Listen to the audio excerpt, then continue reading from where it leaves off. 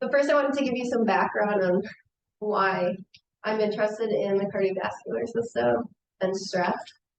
So if we look at the leading causes of death in our country, this is 2017 stats, but basically the same, except that COVID's kind of thrown a wrench into things. So COVID's the third leading cause of death in 2020.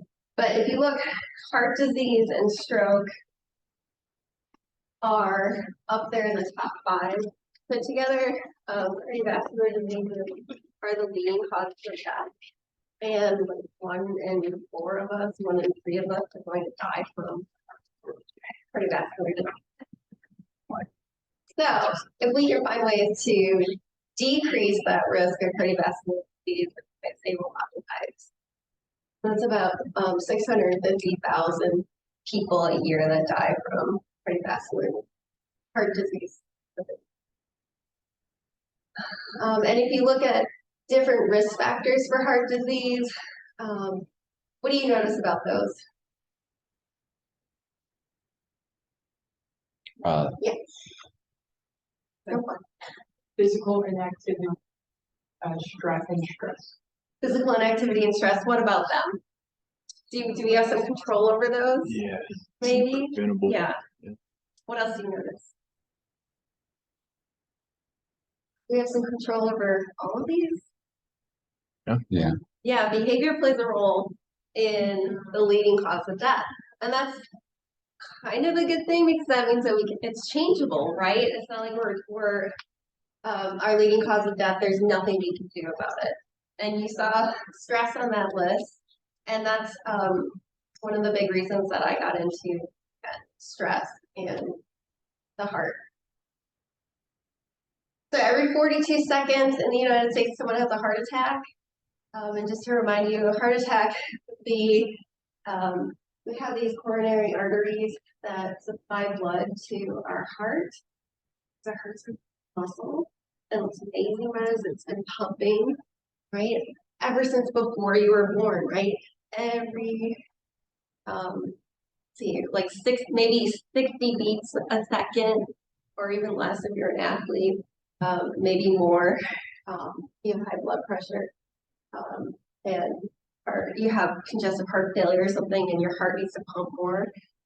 So resting heart rate is about 60 when you're exercising. That can go up to like 80.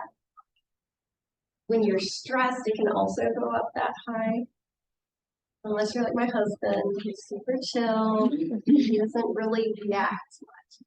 I'm really interested in those reactors, the ones whose blood pressure and heart rate go sky high for stressors. And so go back to these arteries, over time we can accumulate plaque in our arteries, and that plaque can either slowly occlude that artery or parts of that plaque could break off and occlude that artery. And that means that you're not getting oxygen to that part of the heart. What happens when you don't get oxygen to that part? It dies. It dies. Yeah. So that's a heart attack.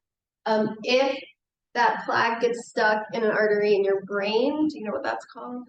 Stroke. Stroke, right? So if we can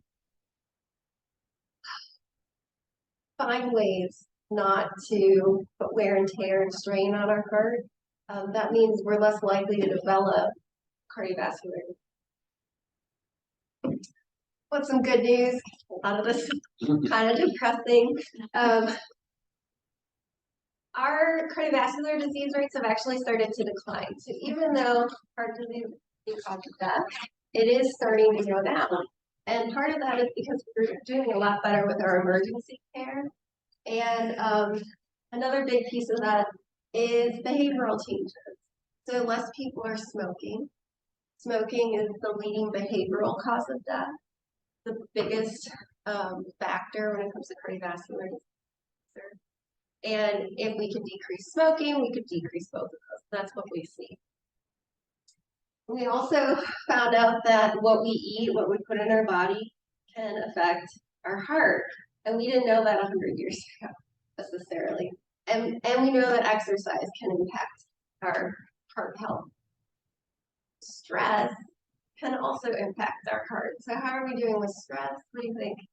Pretty bad. Yeah, it's not good. Not good. Okay, so I'm gonna try to waffle back and forth between like good news and bad news. So here's the good news. This was a Gallup poll 2021. They look worldwide at positive experiences and negative experiences, and they come up with this index, the positive experience index, by asking 5 different questions. Did you feel well rested yesterday? So everything's about yesterday. What was going on with you yesterday? Were you treated with respect all day yesterday? Did you smile or laugh a lot yesterday? Did you learn or do something interesting yesterday? Did you experience enjoyment and some other?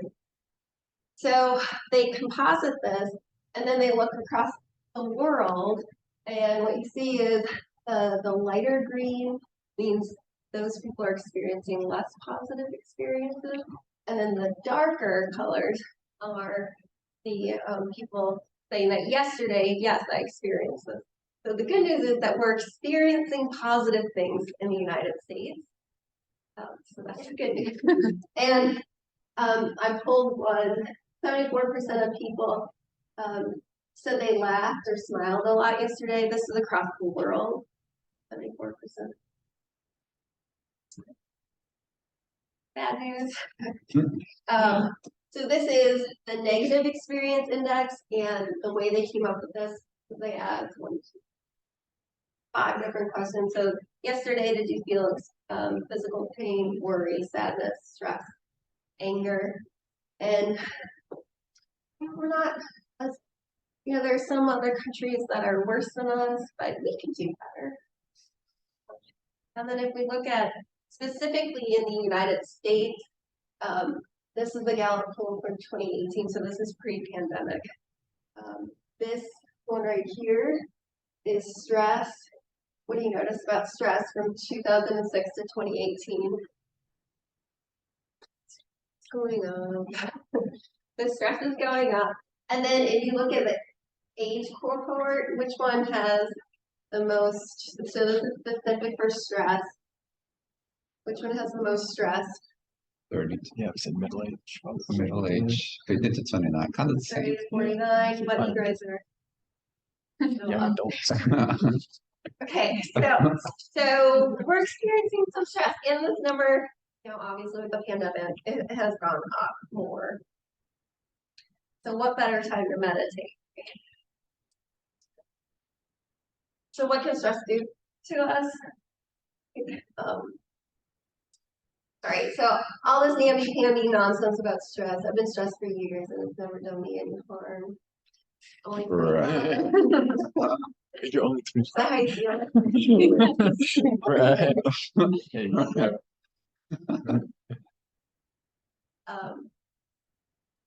So when you're stressed, you have what we call the fight or flight response, right? And does anyone know what happens to your body physiologically at that? You start to sweat, you start to look for exit routes, start to more energy, but it's fear. You start to either muscles get more ready to either punch someone or run out the room. Yeah, so not the things that you need for the exam necessarily, right? So really equipped for running away from the bear 3 years ago, but not so well equipped for everyday stressors that we face. Fortunately, we haven't, from an evolutionary perspective, we haven't caught up yet with the types of stressors that we deal with regularly. One thing you didn't mention, and what was your name? Emily. And one thing Emily didn't mention was like your blood pressure and your heart rate go up, right? You also release a stress hormone called cortisol. And I've looked at cortisol and heart rate and blood pressure and a couple other things in my studies, and that's what I'm going to talk to you about today. One of the theories that I use is called the reactivity hypothesis. So the reactivity hypothesis is that people who are high reactors, the ones whose blood pressure and heart rate go up higher than other people's during a stressful situation, that they're at higher risk for cardiovascular disease. And what we found is a lot of support for this hypothesis. People who respond to a typical math stressor at your age, and we follow you longitudinally, the ones who were the high reactors, they are the ones who are more likely to get cardiovascular disease. Sure. So it's predictive. And what we also found out is that it's not just how much you react to that stressor, but how long it takes you to recover from that stressor. So, the event happens and you have this huge response, but then, the bear has left, or the exam is over, or the fight with whoever is done, and you're still at a 10. So the longer it takes you to get back to baseline, to get back to resting level, the more wear and tear in your heart. And that's also predictive of cardiovascular disease. So people who take a long time to recover are at an increased risk of cardiovascular.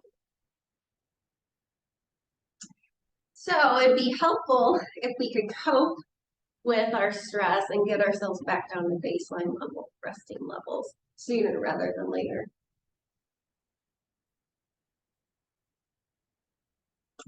So this study, right, I'll keep talking about recovery from stress. I might bounce around a little bit, so I apologize for that. But if we look at studies that have done laboratory stressors, typically like, I use the math stressor a lot. I'll show you an example of that in a second. And then they have people do some kind of task immediately after the stressor to see if it helps. People have used distraction. They've had people exercise. They've had people listen to music, classical music, jazz music, popular music. It was the classical music that won in this study. But when I was in grad school, no one had looked at meditation yet in the context of recovery from stress. And so that's what part of my dissertation was about. Meditation. If you had to give me a definition of meditation to somebody, what would you say? What do you think? Yeah. Well, it has many definitions, but to me, it's just simply the act of being present and being aware of your emotions and also your surroundings. Yeah, that's one definition. Like you said, there's a lot of them. Anybody else? I feel like people can think about it as being in like this like flow state or something like that. I don't know. So. Yeah, so this flow state. So you're kind of in this, you're kind of in the stream of consciousness, maybe, like moment to moment. Yeah. Anybody else? Yeah, clearing your thoughts. Yeah, so is that like a passive thing, or do you have to work at that? You have to absolutely work at that. So meditation's a skill, right? Yeah. You're practicing clearing your mind maybe of those distractions and bringing your attention back, whatever it is, in that moment, or maybe some kind of object. Meditation's been around for, we're not quite sure where it originated.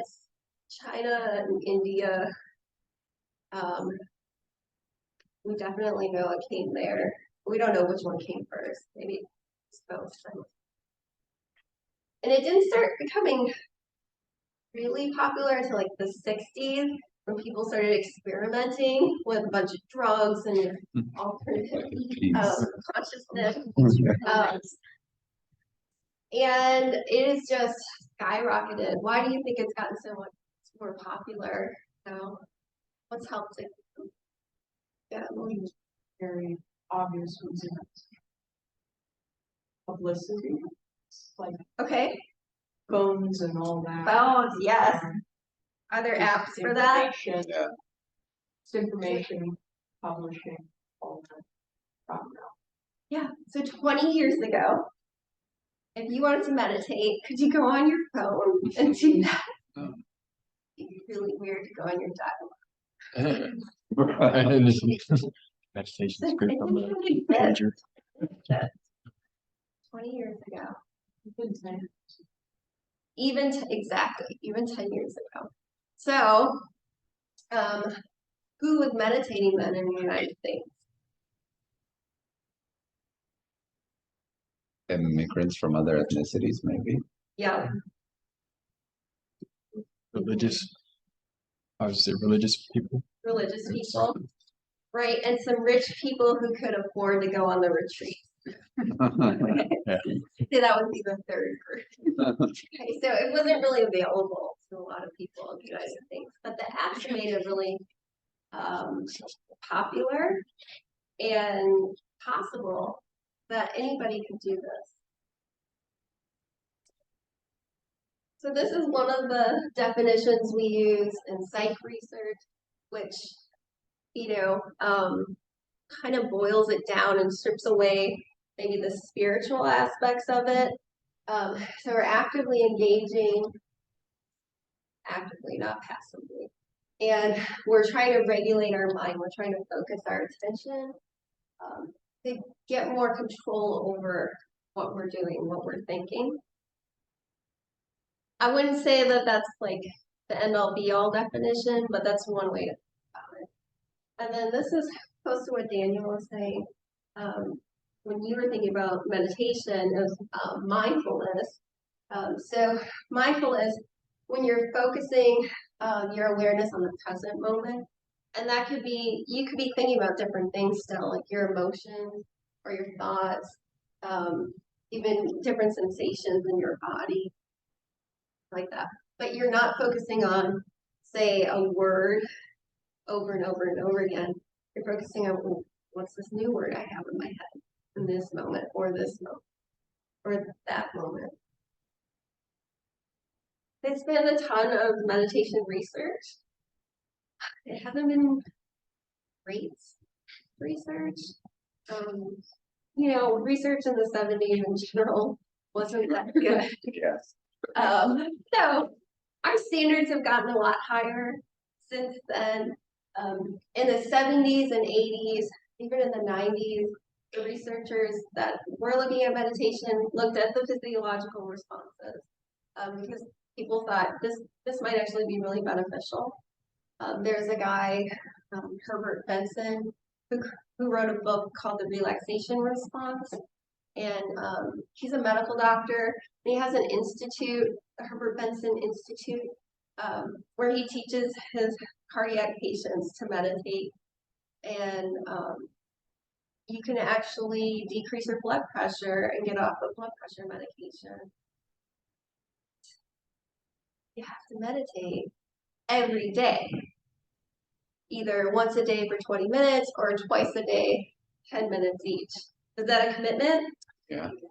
Yes, it is. So 1 pill a day or meditate. Some people really don't like medication. So if you're motivated enough, this could be possible for you. So there's been over 1,000 studies looking at physiological effects of meditation. More recently, the neuroscience has really taken off, right?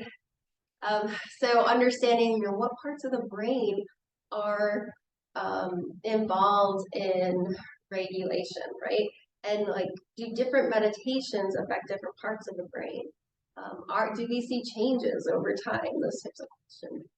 So there's a lot more literature in the neuroscience realm about meditation, which is not my area. So don't ask.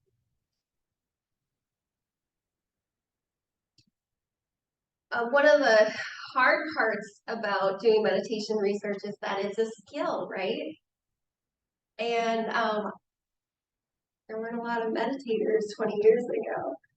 So you either had to train people and follow them over time, which took a lot of resources and time, or be lucky enough to be near somewhere where, like, mindful person, or maybe I can like tap into that and like study people who regularly meditate. I would love that. We could set something like that. Um, IRB. That'd be fantastic. Or you look at short-term meditation practice with novices, and that's part of what I do because that's what I have access to with my psych school. Okay, so this first study, I was looking at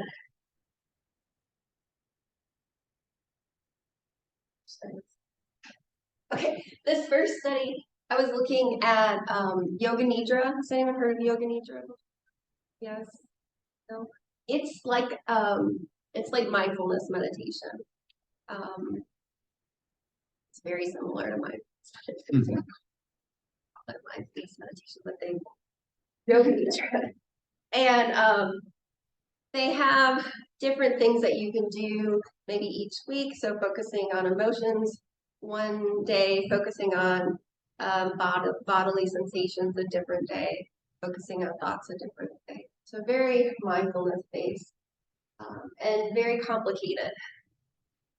And then I compared that. I was interested in this moment to moment meditation versus focusing on a specific thing over time.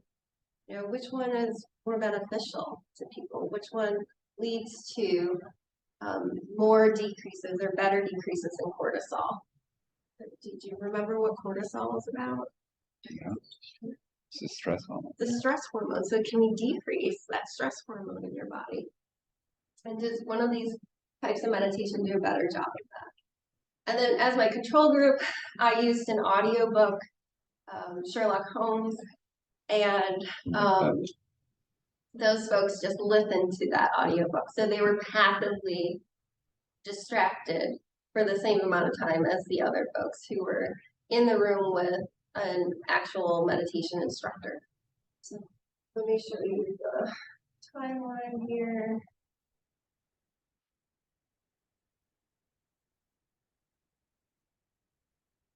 Yeah, I guess. So there were 4 different sessions.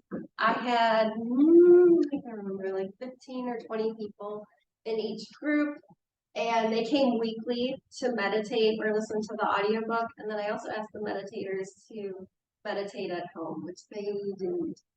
Like, it's regular. The session 1, I took some saliva samples, which is what I got my cortisol from. They continued to meditate. I took samples here, but I didn't have enough money as a grad student to analyze them. And then my 4th session, again, before the task and after the task, their cortisol level.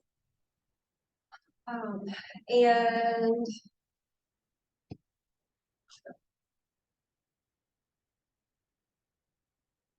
they ended up having 75 18 to 25-year-olds. Some of them were in the psych pool, the intro psych pool, and others were they just saw my awesome flyers that I had a friend who did graphic design. I think that helped. My flyer looked terrible. So we recruited a bunch of people, and they had to have little to no meditation experience. I was really tracking over time, an entire month of meditation, what would happen. And what I found, so this is pre-task, post-task. I think I looked at, might be more than I'm talking about here. So before they practice and then after. And what I found was that there's a significant difference in cortisol levels for the yoga nidra group. So it went down significantly. And there was a significant difference between the control group and the yoga nidra group at the end. So it looked like yoga nidra significantly decreased cortisol levels compared to the control group. There weren't differences between the relaxation response and yoga nidra, which is interesting. So it was almost like a step. That relaxation response, it's lower, it's not significantly lower, but it's on the way. It seemed like yoga nidra, the more complicated meditation, was producing a stronger relaxation response.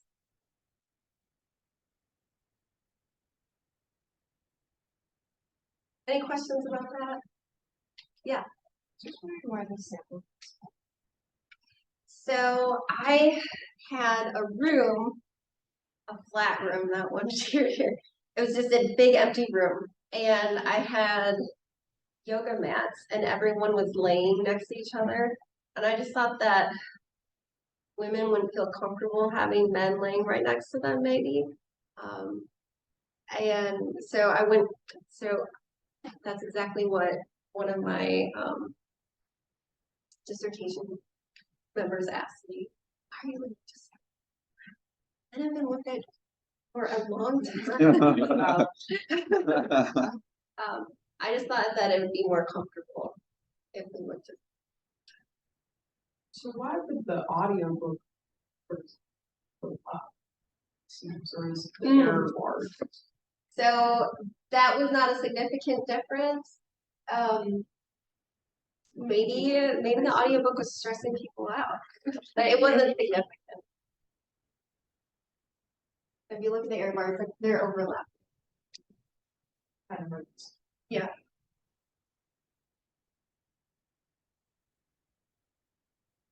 Oh, I remember what I was going to tell you. So, has anyone ever gotten a saliva sample from someone and done it like a cortisol assay? So what I had to do, which was hard for these women, I asked them to run the wrong way. I had these, so you can, if you have a bunch of money, you can use what are called salivettes, which are like the nice fancy collectors. You have this hard cotton and you put it in your mouth and you kind of saturate it with saliva. Then you put it in this tube, which is inside this other tube, and there's a little hole. You put that in a centrifuge and spin it, and all the saliva comes out of the cotton ball into the other tube. Then you can pipette it and do your assays. I couldn't afford the salivettes, so instead I did the passive drool method, where you just take a tube and a straw, and you have people gather up a bunch of spit in their mouth, and then they just spit it into the straw That's into really the little tube. The first time I asked people to do this, I'm like, are we seriously gonna do this? Everyone's looking around. Like they did this so many times, but by the time they got here, everyone was spitting. And It was just spitting around. Natural. The natural. Can do it under 5 seconds. And so one of the reasons I looked at cortisol instead of blood pressure is what? What do you think? Why did I make that? And like 20 people. Yeah. Blood pressure could have causes from a lot of different, so maybe somebody just has blood pressure going. Okay, so that would be a good reason. That's not why. Yeah. Yeah, so I could get 20 people to spit in a cup all at one time, the exact time I need it. I only have one blood pressure cup. So our medical grade blood pressure cups are about $2,500. And I couldn't latch one onto each person, right? And Yeah. we could start all at the exact same time. But I could get spit. That's it for free. It is expensive to assay saliva. So in general, like this was a really expensive study. Running a participant one at a time in my lab takes a lot more time. But when I came to Mercer, I had to think about that. Like, I'm not going to be able to afford to look at cortisol unless I get external grants at a place like Mercer. Instead, I'm going to buy my $2,500 blood pressure machine with my startup costs.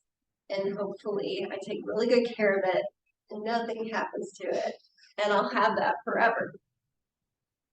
Here, a lot of, like, I can't reuse those test tubes, right? Yeah. There's a lot, I can't reuse any of that. Okay.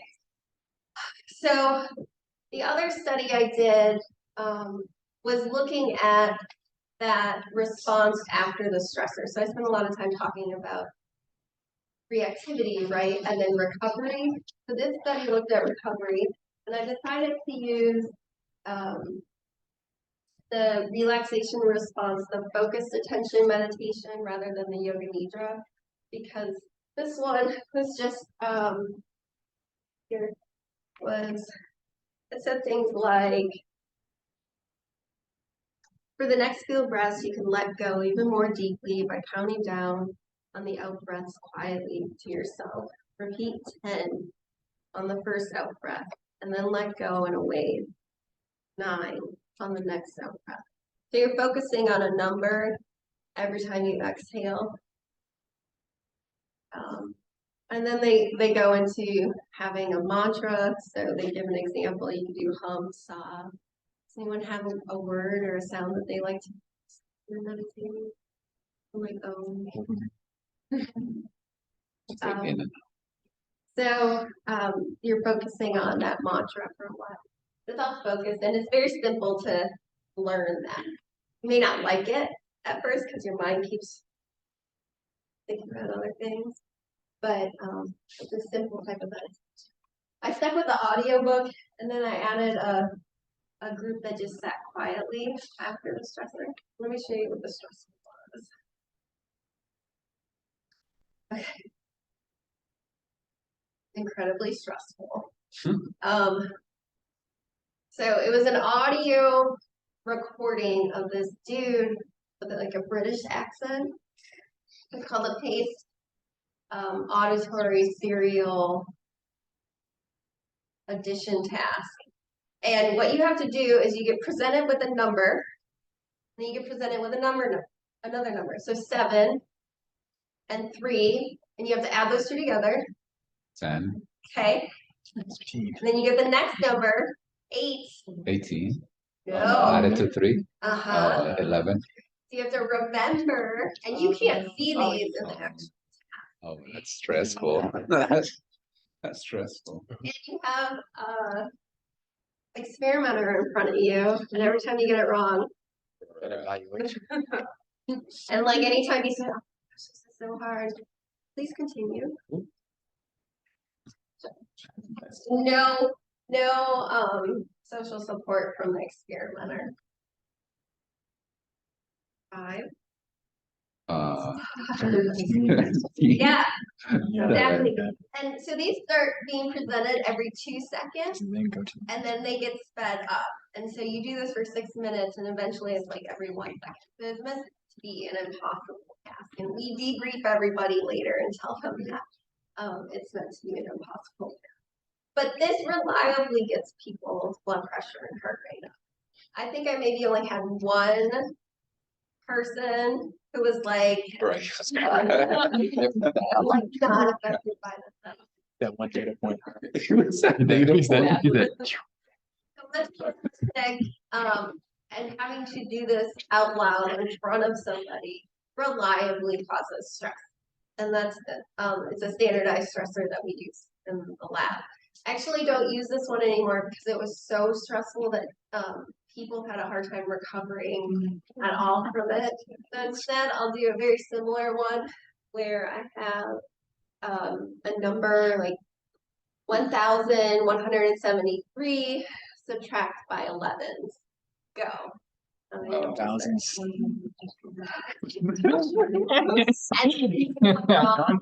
I'll play third over from 1,173.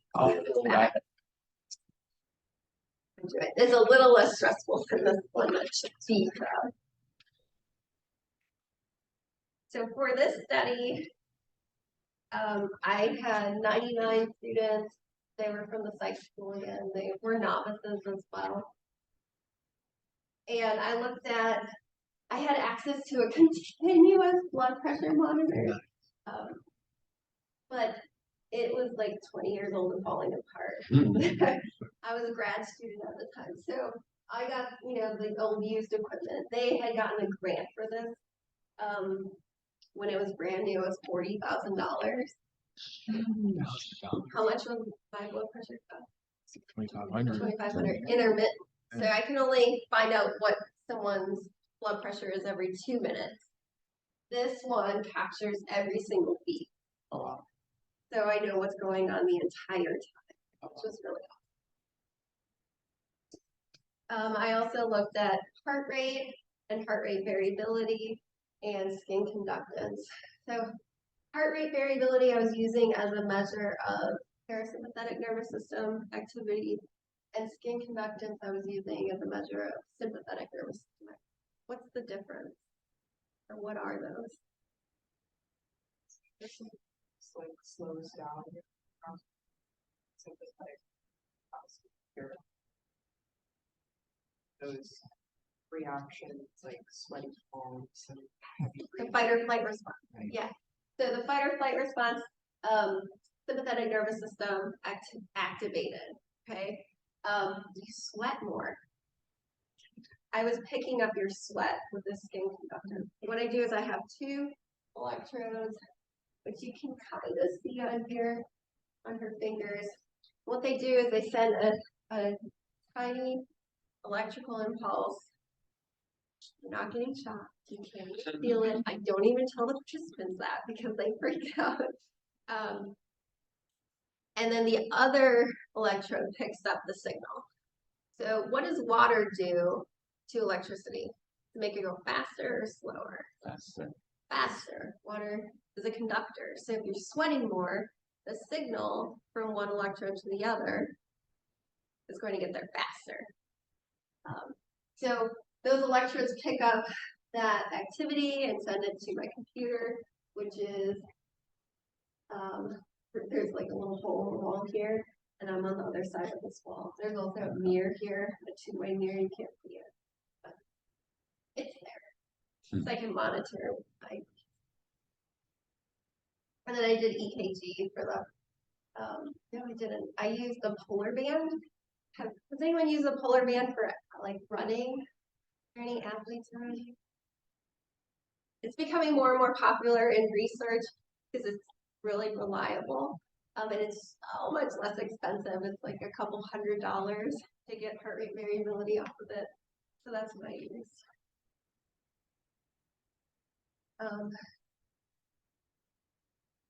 Speed this up a little bit. So I brought people in to practice for one session.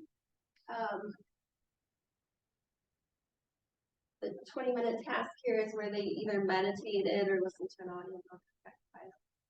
I was worried that all of the equipment that I put on them would cause reactivity, so I wanted them to get used to the lab.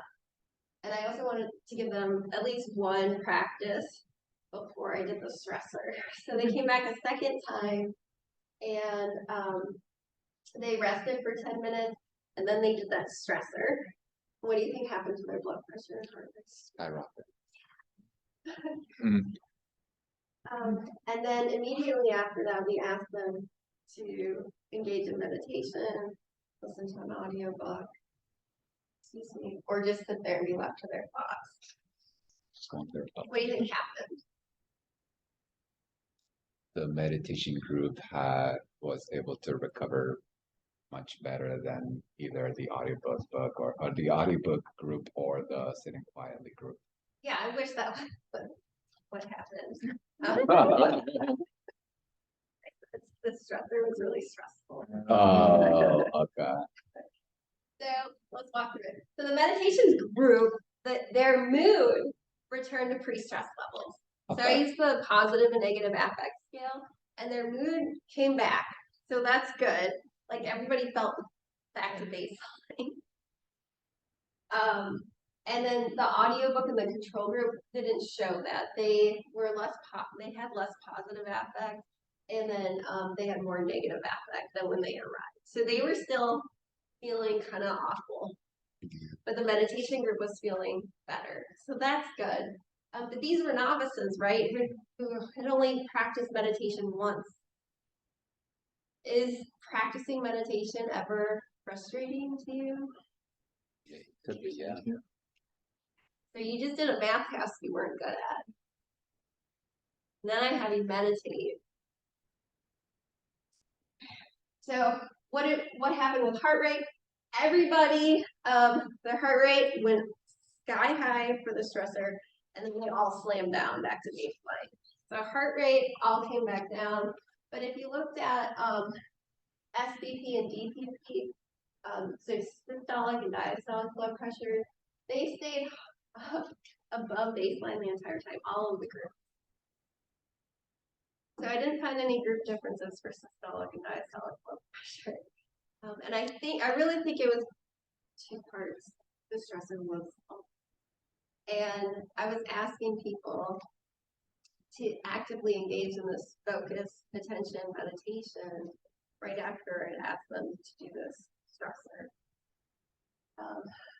I looked a little more closely to see, well, when you do those ANOVAs, it's an average across everybody.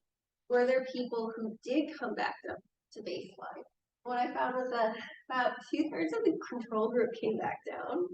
So those are the ones who were just sitting there. And less than half of the meditation and audio book group.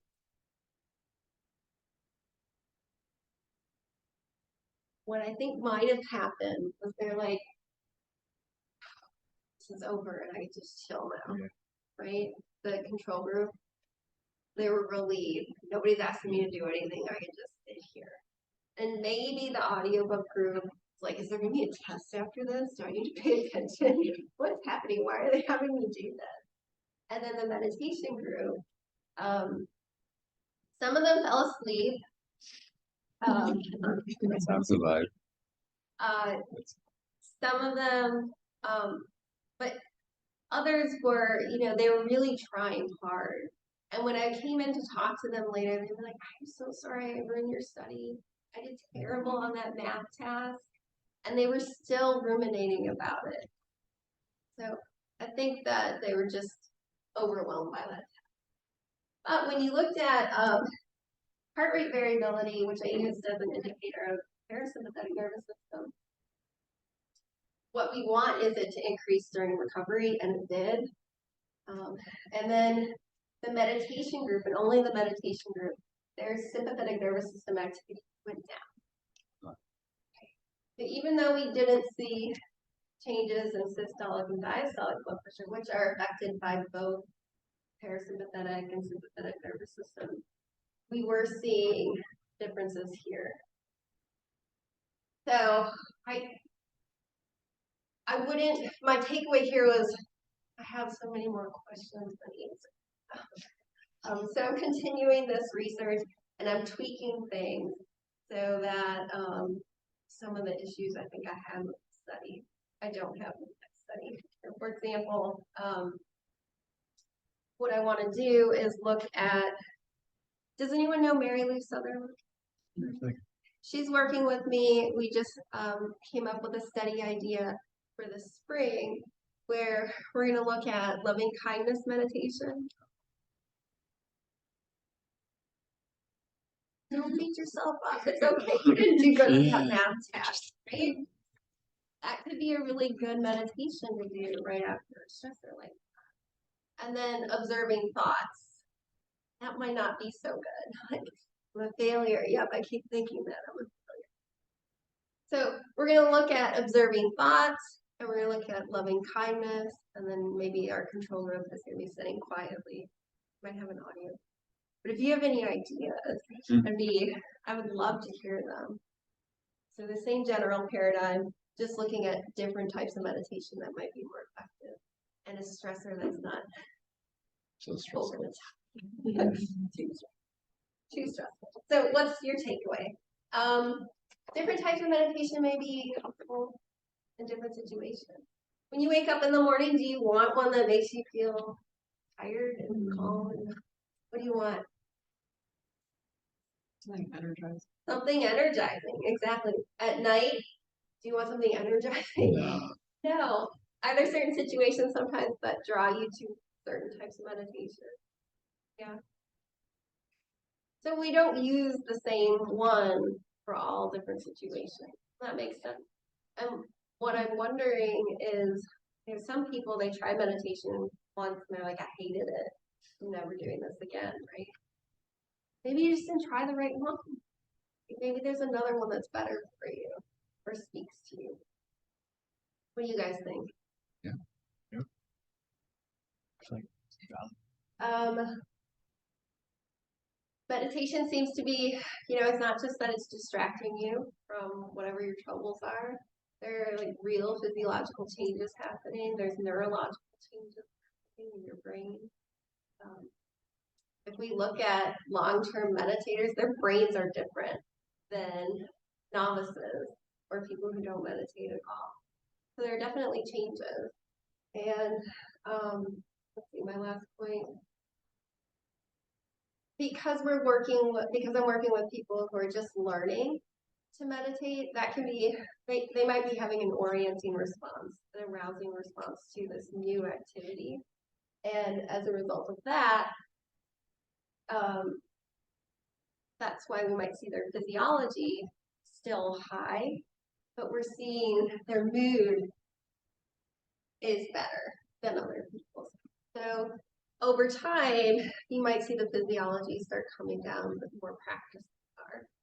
And that coinciding better with their maybe, I don't know. Thanks everybody.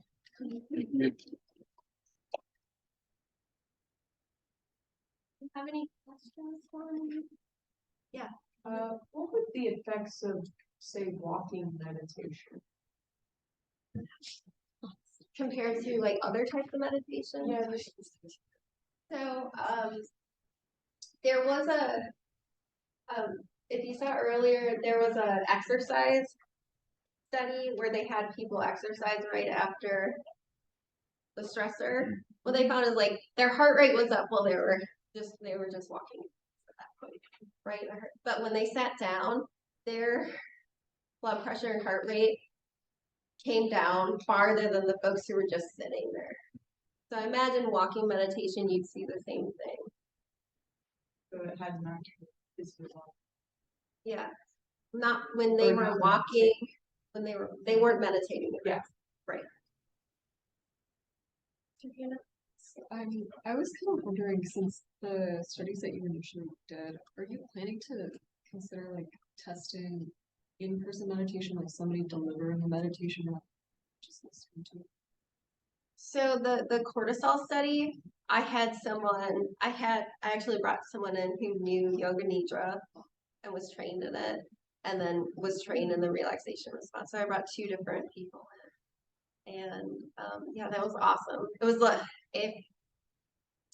that was in Ohio, so I had that network. So here, if I found someone who had the training, I would love to do a collaboration with them. Yeah. Yeah, because I feel like I know you were talking about like, some students might have felt stressed at the fact that maybe they didn't, since they were novices, that they didn't have that training and they're maybe beating themselves up about that. So I guess having that, person to guide them through that, might also kind of influence, whether or not they're returning back to baseline. So, Yeah. Yes. And so that's one of the values of having that person there versus your phone. Yeah. As somebody can like help you through that. Yeah. So that's one of the downsides. Like it's open to the masses, right? But you don't have that individualized help that you might want. Do you guys help each other during your? Yeah. Oh yeah, we always have a person to guide the meditation sessions, or we've done walking meditation before too. But yeah, it's always a good time. That's awesome. It's great. Yeah. Other questions? Oh, sure. So we were talking about pressure. So how is that damaging when it's stress related, but So when you perceive something as stressful, it starts a cascade of like a chain of events, and one of those outcomes is the release of cortisol, and in the other branch, the result is the increased blood pressure and heart rate. Okay, and you're absolutely right. So when you think, I talk about stress a lot, but like Dr. Jenkins, if you remember him, he just saw it as arousal. And so arousal means you're activating those two systems, right? When you exercise, you'll see like increased blood pressure, but you'll also see vasodilation. When you're stressed or when you're threatened, you might actually see constriction of the arteries, which is what you don't want to see. Yeah. Right? So there's this whole body of research that looks at when people perceive something as a challenge versus a threat. And when we see something as a challenge, we see our physiology more similar to when we're exercising. And when we perceive something as a threat, we see that vasoconstriction. So your blood pressure is pounding up against a hole that is smaller, which means more wear and tear. Yeah. Yeah. And the more you activate your stress system, the more you're right, making your heart beat. And the more you're releasing cortisol. Cortisol increases inflammation. Inflammation is a risk factor for plaque formation. So the less you can do that, the better. Exercise can decrease HDL and LDL, or sorry, increase HDL and decrease LDL cholesterol, which means you're less likely to build up plaque. So, even though you're using your heart more, you're conditioning it better than the stress part. Are you getting rid of that energy? Are you getting rid of that adrenaline during? Not necessarily. All right, well, I don't want to keep you any longer. It was so nice to talk to you. I loved your questions. Thank you, everybody.